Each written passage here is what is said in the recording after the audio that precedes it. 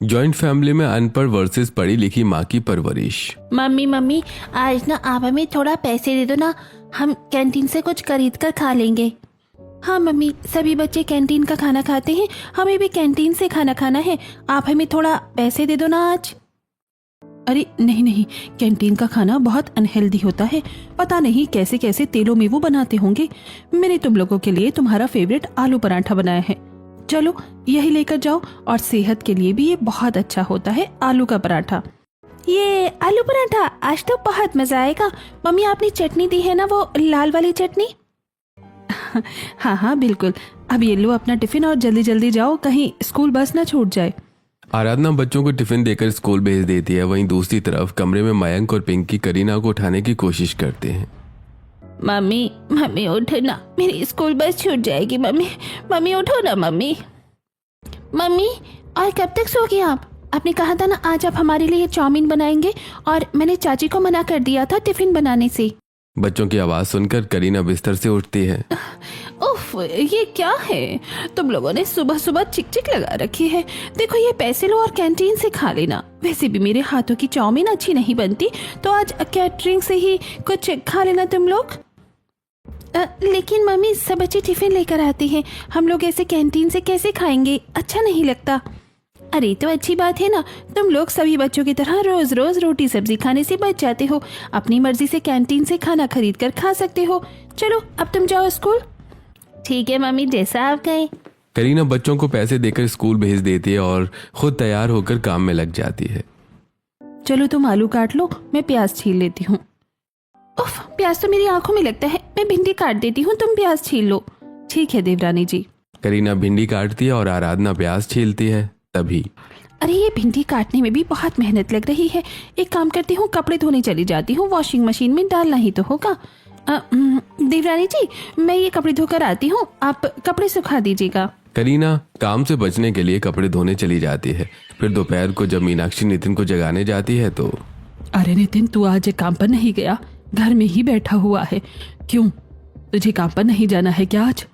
हाँ माँ, वो दरअसल मैंने 2 हफ्ते पहले ही काम छोड़ दिया था। क्यों? तू जब छोटा था तब काम किया करता था, अब बड़े होकर तेरी सारी हरकतें बिगड़ गई हैं, बिल्कुल इनडिसिप्लिन हो गया है तू। ओ मम्मी, आप भाभी से कुछ सीखो ना, कितनी अच्छी तरह से वो मुझे मेरा काम देती हैं, और एक आप हैं जब देखो तब चिक चिक करती रहती हैं। ये बिल्कुल अपनी भाभी की जुबान बोलता है, जैसे इसकी भाभी वैसा ही ये है।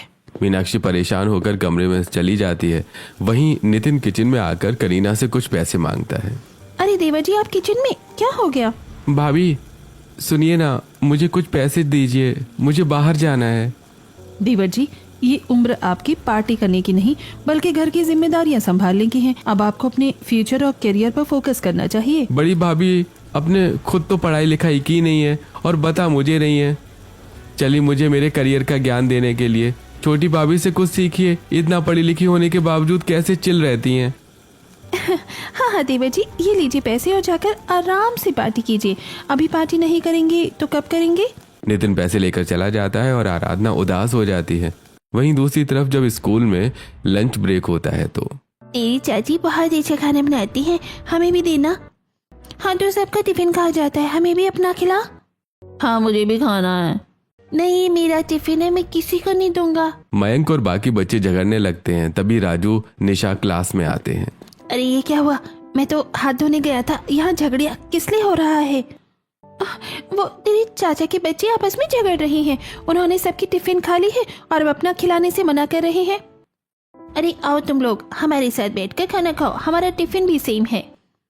हाँ और मम्मी कहती है शेयरिंग इज केयरिंग। चलो हम सब बैठकर साथ में खाना खाते हैं, खाने में मजा आएगा। एक तेरे बड़े भाई बहन हैं, उनसे कुछ सीख, तेरी मम्मी तो तुझे कुछ नहीं सिखाती हैं। राजू निशा हम अभी आते हैं। मोंटू और रामू राजू और निशा के टिफिन से खाना खाने लगते हैं। हमारी कोई बात नहीं सुनता, लोग हमसे नफरत करते हैं, न जाने क्यों। अरे छोड़ ना, जो भी हो हमारी मम्मी हमें गलत चीज थोड़ी सिखाएंगी। सभी बच्चे अपने अपने फ्रेंड्स के साथ बैठकर खाना खाते हैं और लंच खत्म होता है कि तभी टीचर क्लासरूम में आती है। ओहो बच्चों, मैंने सुना है तुम लोग हर रोज झगड़ा करती हो और सबसे पहला नाम मयंक का आता है, ऐसा क्यों?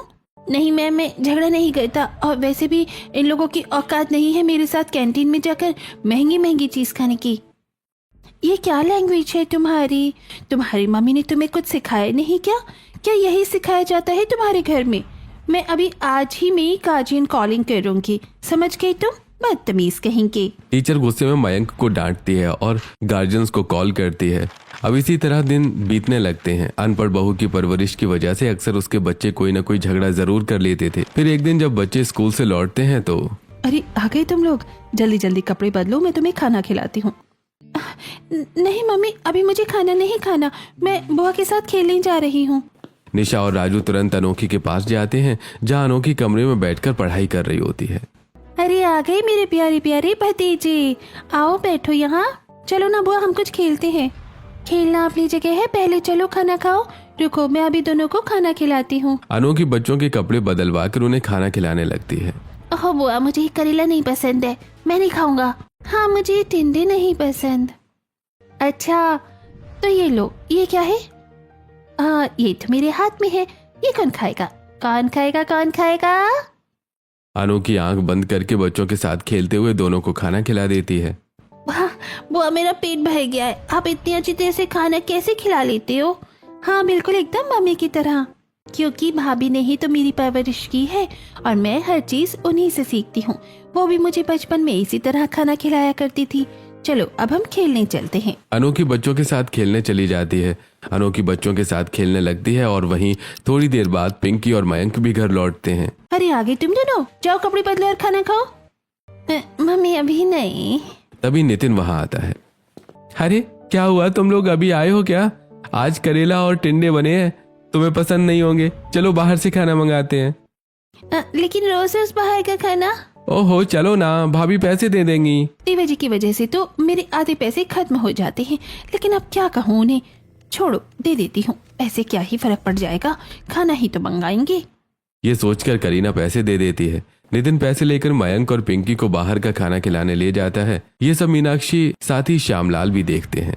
एक तरफ हमारी अनपढ़ बहू है जो पढ़ी लिखी न होने के बावजूद इतनी समझदार है कि बच्चों को बाहर का खाना नहीं खाने देती और अच्छी आदतें सिखाती है। सच में। और एक तरफ हमारी पढ़ी लिखी बहू है जिसके अंदर कोई समझ नहीं है। अनोखी को देखो कैसे पढ़ती है और नितिन को देखो दिन भर घूमता रहता है। अनोखी और नितिन ही इन दोनों की परवरिश का नतीजा है। न जाने अब ये लोग अपने बच्चों को क्या सिखाएंगी। बड़ी बहू पर तो मुझे आंख बंद करके विश्वास है। पहले वो पढ़ी लिखी ना हो लेकिन ज्ञान का सागर है उसके अंदर। लेकिन छोटी, उसका क्या? करीना पैसों के दम पर केयरलेस तरीके से अपने बच्चों की परवरिश करती है, साथ ही अपने देवर नितिन की भी आदतें बिगाड़ती है। वहीं एक दिन जब बच्चे मोहल्ले में सबके साथ खेल रहे थे तो क्या हुआ, तुम लोग ऐसे क्यों खेल रहे हो? तेरे भाई ने मेरी बॉल छीन ली है। महंगी बॉल तुम्हारी नहीं है, इसे वापस कर दो। मम्मी कहती हैं कि हमें दूसरों की चीज नहीं लेनी चाहिए। हाँ, ये हमारी बॉल है, हमें वापस करो। नहीं, ये हमारी है और जब तक मम्मी हमें नया बॉल खरीद कर नहीं देंगे हम इसे तुम्हें रिटर्न नहीं करेंगे। हाँ हाँ, मैं नहीं दूंगा। तुम लोग क्या कर लोगे? ऐसे कैसे नहीं देगा, मैं छीन लूंगा जो। रुक, अभी बताता हूँ तुझे। मयंक और पिंकी बच्चों से झगड़ा करने लगते हैं और धीरे धीरे बच्चों के बीच मारपीट का माहौल बन जाता है। दीदी चलो साथ देते हैं, हमारे बड़े भाई बहन हैं। नहीं, गलत में साथ नहीं देती। मम्मी को बुलाते हैं क्योंकि मम्मी कहती है कि झगड़ा नहीं करते। निशा घर जाकर आराधना और करीना को बुलाकर लाती है और दोनों बच्चों को लड़ने से रोकती है। ये क्या है पिंकी और मयंक, क्यों लड़ रहे हो? बच्चों इस तरह लड़ते नहीं हैं। पिंकी, मयंक, ये बॉल तुम्हारी नहीं है, दे दो इसे वापस। अरे ये बॉल लेकर क्या करोगे? शाम को मैं नहीं दिला दूंगी। देवरानी जी, आप ये क्या कर रही हैं? बच्चों को समझाने की जगह लालच दे रही हैं। अच्छा तो अब एक अनपढ़ मुझे सिखाएगी क्या सही है और क्या गलत? जेठानी जी, आप मेरे और मेरे बच्चों के बीच में ना ही बोलिए तो अच्छा होगा। करीना बच्चों को लेकर अंदर चली जाती है और आराधना सोच में पड़ जाती है। मम्मी, भैया गलत थे ना? अगर पता था तो उस वक्त क्यों नहीं दिया उनका साथ? क्योंकि वो अपने हैं। आराधना घुटनों पर बैठकर बच्चों को समझाती है। देखो बच्चों, चाहे रिश्ता कोई भी हो, अगर कोई गलत है तो हमेशा सही का साथ देना चाहिए। जैसे कि गीता में अर्जुन ने अपने भाइयों के खिलाफ जाकर लड़ाई की थी। समझ गया मम्मी, सही गलत सबसे जरूरी होता है। किसी भी रिश्ते में ज्यादा जरूरी है आपसे मैं हमेशा सही का साथ दूंगा, न कि रिश्तों का।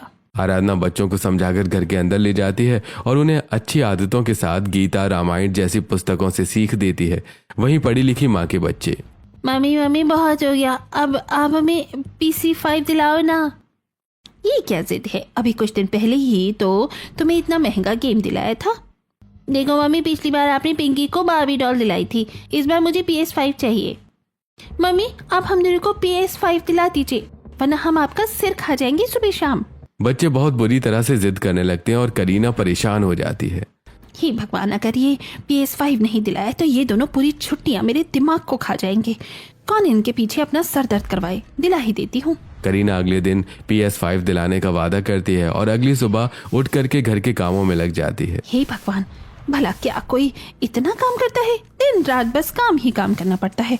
ऊपर से ये गर्मी, सच कहूँ तो जान ही निकल जाती है। करीना किचन में आती है जहाँ आराधना काम कर रही होती है। देवरानी जी, क्या हुआ? आपने सब्जी बना ली? मैंने आटा सान लिया है। हाँ, महारानी तो आएंगी ही काम करने। मम्मी जी की नजर में अच्छी बहू जो बनना है, इसकी वजह से तो मुझे और भी ज्यादा काम करने पड़ते हैं। ना जाने इनसे कब छुटकारा मिलेगा। क्या हुआ देवरानी जी, क्या सोचने लगी अब? कुछ नहीं, चलिए काम करते हैं। दोनों किचन में काम करने लगती हैं, तभी अनोखी आती है। भाभी, मुझे बहुत भूख लगी है, आप मेरे लिए कुछ बना दीजिए ना। हाँ ननन जी, क्यों नहीं, बताइए क्या खाएंगे? तभी नितिन भी आता है। भाभी, मुझे कुछ पैसे दे दीजिए, मुझे बाहर जाना है। देवर जी, आप हर रोज पैसे क्यों मांगते हैं? ये ठीक नहीं है। भाई, आप कितने पैसे उड़ाते हैं? इतना तो शायद घर खर्च भी नहीं होगा।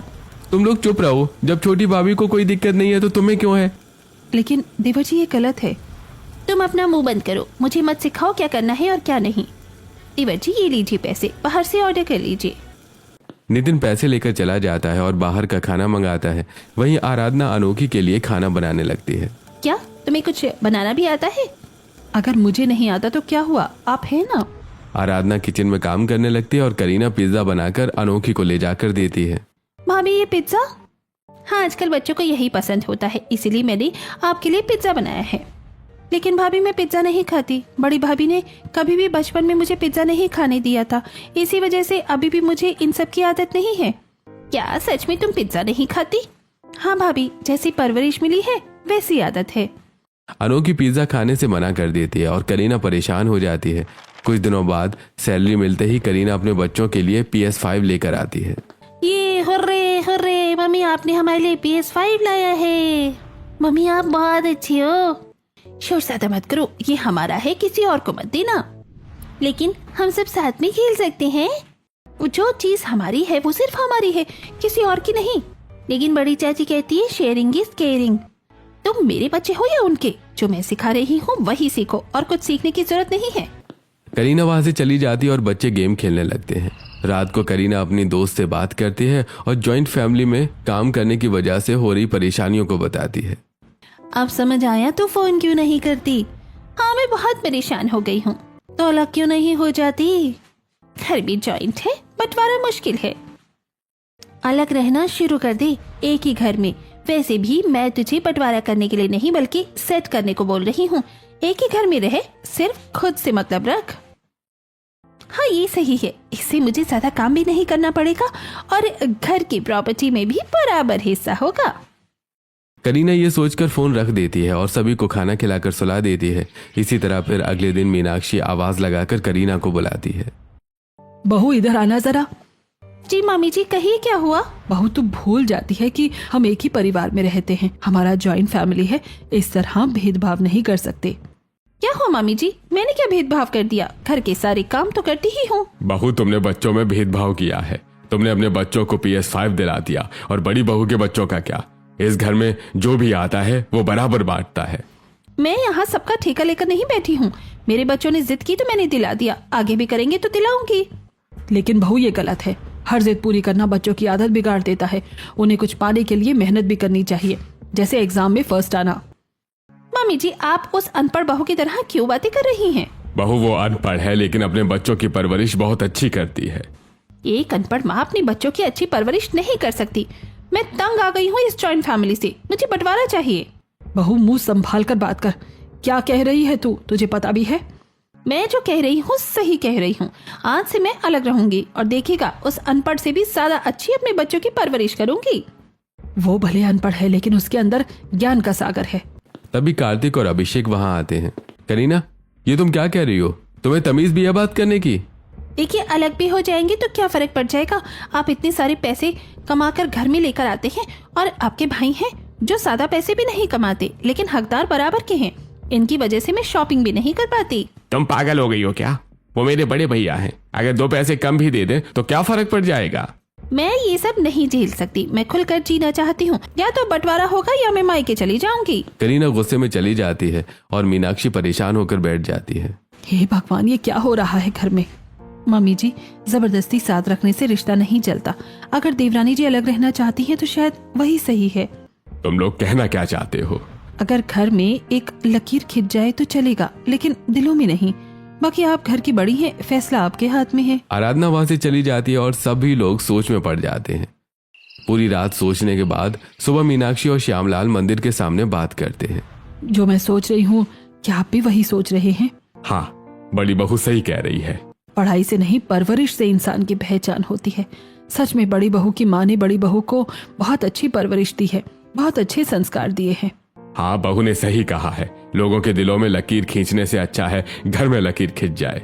श्यामलाल घर आकर हॉल के बीचों बीच पढ़ी लिखी बहू की वजह से लकीर खींच देता है।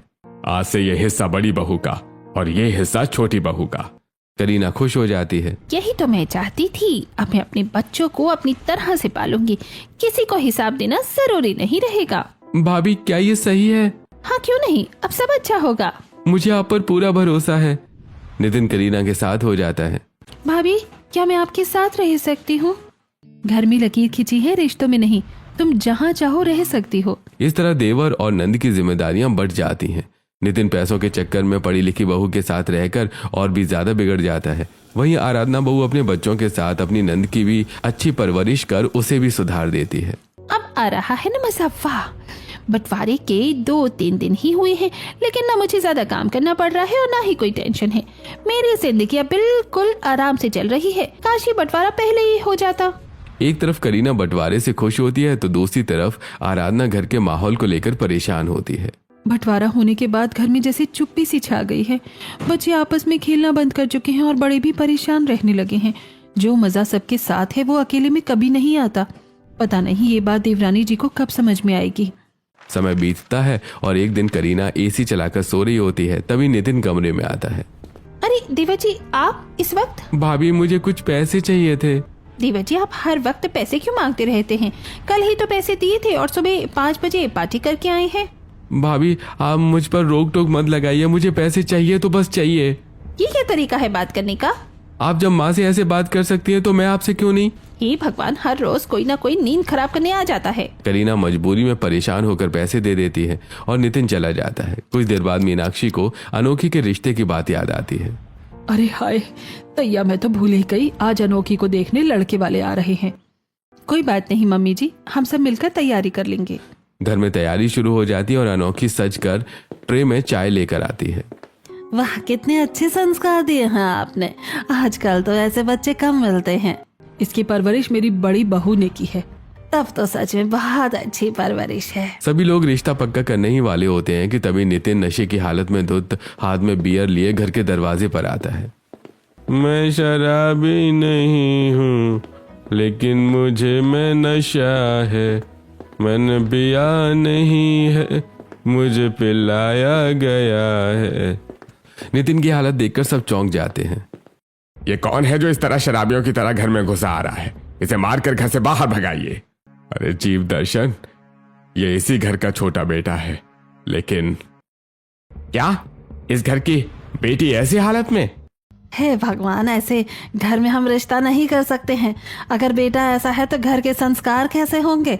हम ऐसे शराबी घर की लड़की को अपने घर की बहू नहीं बना सकते हैं। वीरेंद्र और रूबी रिश्ता तोड़कर चले जाते हैं। बहू मिल गया तुझे बंटवारे का नतीजा। नितिन की हालत देख ली तूने? वो बंटवारे के बाद और भी ज्यादा बिगड़ गया है। पहले ऐसा नहीं था, अब दिन रात नशे में रहता है। मम्मी जी, मैं क्या करूं? वो मेरे कंट्रोल में ही नहीं है। अगर बचपन में सही परवरिश दी होती तो ये दिन नहीं देखना पड़ता। सब लोग करीना को डांटते हैं और अपने अपने कमरे में चले जाते हैं। हद है, गलती देवर जी की है और डांट मुझे पड़ रही है। अब इसी तरह धीरे धीरे पैसे और अमीरियत की वजह से नितिन बिगड़ने लगता है। वहीं एक दिन जब पिंकी और मयंक स्कूल जा रहे थे। अरे बच्चों, थोड़ा पानी दे दो, बहुत प्यास लगी है। नहीं, हम अपना पानी किसी को नहीं देते। और आप जैसे लोग मिनरल वाटर पीने की औकात नहीं रखते हैं। दोनों सुमित्रा को प्यासा छोड़कर चले जाते हैं। ये सारी चीज कुछ औरतें देखती हैं। हाय हाय, देखो कैसे बच्चे हैं, ना बड़ों की इज्जत है ना संस्कार। इतनी छोटी उम्र और औकात की बात करते हैं। संस्कार तब होंगे जब परवरिश सही होगी। न जाने माने क्या सिखाया है।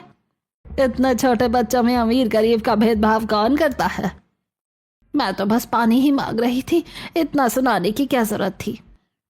जाने दो, जहाँ जाएंगे खुद नाम खराब करेंगे। ऐसा लगता है कि किसी ने अच्छे संस्कार ही नहीं दिए हैं, ना ही कुछ सिखाया है और ना ही समझाया, बस बैग टांग कर स्कूल भेज देते हैं। वहीं दूसरी तरफ घर में अनोखी निशा और राजू के साथ खेलती है। अरे मैंने रामायण का इंग्लिश वर्जन मंगाया था। निशा, राजू जाकर ले आओ, लगता है डिलीवरी बॉय आया है। हाँ वो अभी जाते हैं। निशा और राजू दरवाजे पर जाकर डिलीवरी बॉय से ऑर्डर लेते हैं। अंकल आप बहुत थक गए हैं, इतना पसीना आ रहा है। अरे क्या करे बेटा, काम है, करना पड़ता है, ऊपर से गर्मी भी बहुत है। 1 मिनट रुकिए अंकल, हम अभी आते हैं। आप गर्मी में थक गए होंगे, आपके लिए पानी लेकर आते हैं। निशा और राजू अंदर जाकर पानी लाते हैं और डिलीवरी बॉय को देते हैं। ये लीजिए अंकल, पानी पी लीजिए। अरे बहुत अच्छे संस्कार हैं तुम लोगों के। घर आया इंसान भगवान रूपी होता है, ये बात आज तुम लोगों ने साबित कर दी। मैं तो फिर भी डिलीवरी देने आया था, लेकिन तुम्हारे संस्कार देखकर मेरे पूरे दिन की थकान मिट गई है। थैंक यू बच्चों। Thank you so much uncle, bye bye. Delivery boy बच्चों की तारीफ करके चला जाता है और बच्चे ये सब आराधना को बताते हैं। देखो बच्चों, अच्छे काम करने पर लोग खुद तारीफ करते हैं, इसलिए हमेशा अच्छा सोचना चाहिए। हाँ मम्मी, हम आपकी हर बात याद रखते हैं। हम बड़े होकर आपके जैसे बनेंगे। मैं पढ़ नहीं पाई, लेकिन तुम लोग पढ़कर बड़े ऑफिसर बनना और अपने सपने पूरे करना। हम जरूर करेंगे मम्मी। इस तरह बिना पढ़े लिखे होने के बावजूद आराधना अपनी माँ होने का फर्ज नहीं भूलती और अपने बच्चों को पढ़ाई का महत्व समझाती है। कुछ दिन बाद घर में मेहमान आते हैं और मीनाक्षी सबको बुलाती है। अरे बच्चों आओ, मेहमान आए हैं, पैर तो छू लो। अरे नहीं नहीं, बच्चों से प्यार की छुआन है। नहीं, ऐसी बात नहीं, बच्चों के संस्कार यहीं से दिखते हैं। मयंक, पिंकी और नितिन बाहर आते हैं। मैं इन आंटी के पैर नहीं छूड़ा। हम क्यों किसी के पैर छुए? मम्मी कहती है खुद का इम्पोर्टेंस दो। हमारे पास टाइम नहीं है। तीनों बदतमीजी से मना करके चले जाते हैं। तभी निशा, राजू और अनोखी आते हैं। अरे आंटी आप, नमस्ते आंटी। नमस्ते आंटी। तीनों पैर छूकर आशीर्वाद लेते हैं। एक ही घर के बच्चे और इतना फर्क क्यों? उनकी परवरिश छोटी बहू ने की है और इनकी बड़ी बहू ने। तो बड़ी बहू की माँ ने बहुत अच्छे संस्कार दिए होंगे। बिल्कुल सही कहा। सभी आराधना की तारीफ करने लगते हैं, साथ ही उसकी माँ को भी। कुछ दिन बाद करीना कमरे में परेशान बैठी होती है। अब तो सबकी वजह से मुझे भी ताने सुनने पड़ रहे हैं। अब मैं भी बच्चों को डांट कर रखूंगी। इसके बाद जब दोपहर में पिंकी और मयंक पैसे मांगते हैं तो मम्मी पैसे दो, आइसक्रीम खाना है। नहीं है मेरे पास पैसे। लेकिन आपने ही कहा था कि आज आप हमें आइसक्रीम खिलाओगी। दोबारा मांगा तो थप्पड़ पड़ेगा, निकलो यहाँ से। पिंकी और मयंक दुखी होकर बाहर जाते हैं। मम्मी ने ऐसा क्यों किया? अगर पैसे नहीं देंगे तो हम क्या करेंगे? चलो दुकान से आइसक्रीम लेते हैं, पैसे नहीं देंगे। कहीं मम्मी डांटेंगी तो नहीं? कुछ नहीं होगा।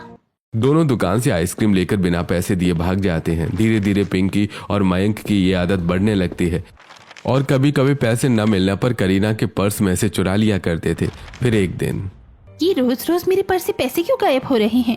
कौन चुरा रहा है मेरे पैसे? किसी को कुछ कहूंगी तो मेरी ही परवरिश पर सवाल उठेंगे। इससे अच्छा सारे पैसे कहीं और रख देती हूँ। करीना अपने पर्स के सारे पैसे मसालों के डिब्बे में छुपाकर खाली पर्स रख देती है। वहीं पार्क में मयंक, पिंकी और नितिन बैठकर बात करते हैं। भाभी मुझे फोन लेने के लिए पैसे नहीं दे रही हैं। अब लगता है मुझे भी तुम लोगों का तरीका अपनाना पड़ेगा। चाचू आप चिंता मत करो, मैं अभी मम्मी के पर्स से पैसे लेकर आती हूँ। पिंकी चुपके से घर जाकर पर्स खोलती है। अरे ये पर्स तो खाली है, लगता है मम्मी के पास पैसे नहीं है। चलो दुकान से आइसक्रीम ले लेते हैं। अगर ये गलत होता तो कोई हमें रोकता। कोई नहीं रोक रहा मतलब गलत नहीं है। मयंक और पिंकी दुकान से आइसक्रीम लेकर बिना पैसे दिए भागने लगते हैं। अरे चोर चोर चोर, इतने छोटे बच्चे और चोरी करते हैं, पकड़ो इन्हें। दुकानदार बच्चों के पीछे भागता है, लेकिन बच्चे दौड़कर हाथ से निकल जाते हैं। अरे न जाने किसने ऐसे बच्चों की परवरिश की है। संस्कार नाम की कोई चीज ही नहीं है।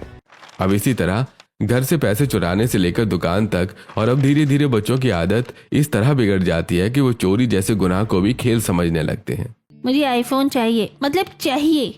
चाचू ये आईफोन क्या होता है? अरे बहुत महंगा होता है और बहुत अच्छा भी। अब तुम लोग मेरा साथ दो, हम सुमित्रा आंटी के घर से पैसे चुराएंगे। नहीं चाचू, ये बहुत गलत है। अगर किसी ने देख लिया तो? अगर किसी को देखना होता तो अब तक देख लेते, कोई नहीं देखेगा। तीनों मिलकर सुमित्रा के घर से पैसे चुरा लेते हैं।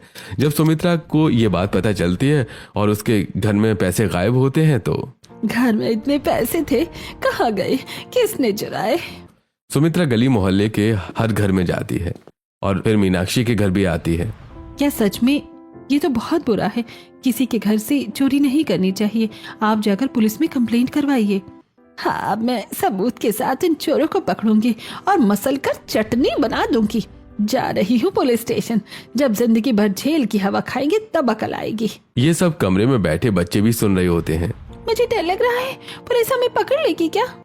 हमने तो मजाक में किया था, इतना बड़ा मामला बन जाएगा हमें नहीं पता था। सुमित्रा पुलिस में शिकायत कर देती है और पुलिस तुरंत इंक्वायरी शुरू करती है। कैमरा में रिकॉर्ड होने की वजह से असलियत सामने आ जाती है और पुलिस सुमित्रा के साथ मीनाक्षी के घर आती है। ए बच्चों को बुलाइए, सर सामने आ जाएगा। बच्चे रोते हुए सारी सच्चाई बता देते हैं। क्या इतने बड़े संयुक्त परिवार पैसे होने के बावजूद बच्चे आप सभी से यही सिखाते हैं? क्या बच्चों के यही संस्कार हैं? यहीं पर वृष है जो वो किसी और के घर जाकर चोरी करते हैं। कौन है इनकी माँ? तुम लोगों की हिम्मत कैसे हुई चोरी करने की? आज तुम लोगों की वजह से मेरी परवरिश पर सवाल उठे। मैं तुम्हें छोड़ूंगी नहीं। करीना गुस्से में पिंकी और नितिन को थप्पड़ मारती है। भाभी, अगर आप हमारी चोरी गलत है तो आपकी क्यों नहीं? मैंने कौन सी चोरी की? मम्मी, आप ही तो पापा के पर्स से पैसे लेती हो। मुझे शॉपिंग करनी है, थोड़े पैसे दे दीजिए। इस महीने बजट टाइट है, पैसे नहीं है। कार्तिक के जाने के बाद करीना पर्स में से पैसे निकालती है और बच्चे देख लेते हैं। मम्मी, आप चोरी कर रही हो? नहीं, इसे चोरी नहीं कहते, मैं अपने पति के पैसे ही तो ले रही हूँ। बहू, तुम बच्चों को क्या सिखा रही थी? खुद गलत कर रही थी। एक माँ बनने के बाद हर गलत काम छोड़ देना चाहिए। बच्चे वही सीखते हैं जो देखते हैं। मुझे समझ नहीं आया कि मेरी गलती का असर बच्चों पर पड़ेगा। मुझे माफ कर दीजिए। ऐसे संस्कार दोगे तो बच्चे चोरी ही करेंगे। अभी छोटे हैं इसलिए छोड़ रहे हैं। सर माफ कर दीजिएगा, आगे से ऐसी गलती नहीं होगी। पुलिस चेतावनी देकर चली जाती है और घर में सभी शर्मिंदा खड़े रहते हैं। इसमें गलती सिर्फ बच्चों की नहीं है, परवरिश की भी जिम्मेदारी होती है। आप सब लोग मुझे माफ कर दीजिए। इन सब में गलती ना बच्चों की और ना ही देवा जी की। गलती मेरी ही है, मेरी परवरिश की है।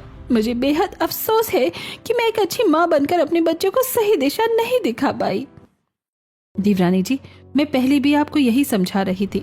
बच्चों को पैसे देकर हर छोटी छोटी बातों में उनकी जिद को पूरी करके आपने बिगाड़ रही थी, संभाल नहीं रही थी। मैंने शायद हमेशा अनपढ़ कहकर आपको नीचा दिखाया, लेकिन आज समझ आया कि अच्छी परवरिश पढ़ाई से भी ज्यादा जरूरी होती है। तुमने अपने बच्चे को जो संस्कार दिए हैं वही असली शिक्षा है। मुझे माफ कर दो। माफी की कोई जरूरत नहीं है। अगर समझ आ गया है तो वही सबसे बड़ी बात है। तो क्या बहू, तुझे अभी भी ऐसा लगता है कि एक अनपढ़ माँ अपने बच्चों को अच्छी परवरिश नहीं दे सकती? एक अच्छी परवरिश के लिए पढ़ा लिखा होना ज्यादा जरूरी है। नहीं मामी जी, मुझे मेरी गलती का एहसास हो गया है। आज के बाद मैं जिठानी जी पर उनकी पढ़ाई को लेकर कभी उंगली नहीं उठाऊंगी। काश मेरे बच्चों की भी परवरिश आप करती। अभी भी देर नहीं हुई है भाभी। अगर ये दूरियां खत्म हो जाए तो हम सब फिर से साथ रह सकते हैं। बड़ी भाभी भी बच्चों की देखरेख करेंगी तो सबकी परवरिश ही अच्छी होगी। क्या सच में ऐसा हो सकता है? क्यों नहीं बहू, अगर तुम दोनों चाहो तो घर की कड़वाहट खत्म हो सकती है और ये लक्ष्मण रेखा भी मिट सकती है। सभी लोग मिलकर घर के बीच बनी लक्ष्मण रेखा को मिटा देते हैं और फिर अनपढ़ बहू साथ ही पढ़ी लिखी बहू दोनों मिलकर घर की जिम्मेदारियां संभालती हैं और साथ मिलकर बच्चों की परवरिश करती हैं।